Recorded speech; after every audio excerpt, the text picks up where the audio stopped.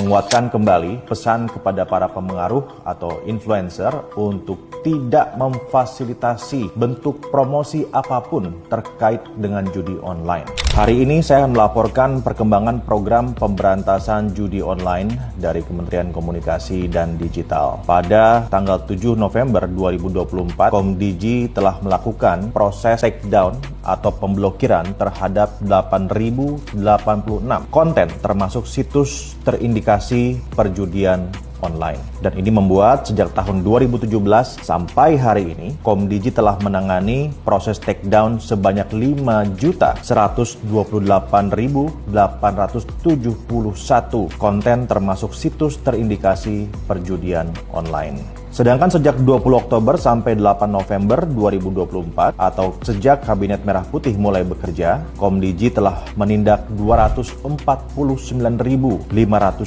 konten perjudian atau rata-rata sekitar 13.100 konten setiap harinya. Sebanyak 231.980 situs telah ditutup, 9.546 konten dan akun di Meta telah diblokir, 5.046 file sharing ditindak, dan 1.983 konten dari Google atau YouTube telah di-stop. Lebih lanjut, kami telah menindak 886 konten dan akun Twitter, 40 aplikasi di App Store, dan 3 konten di TikTok. Salah satu akun yang berhasil diblokir atau kita take down kemarin adalah akun Instagram @dewi69official dengan followers 99.700 followers. Merupakan akun yang cukup besar dan terindikasi mempromosikan judi online. Terima kasih kami ucapkan kepada masyarakat atas partisipasinya yang terus aktif memberikan laporan kepada kami.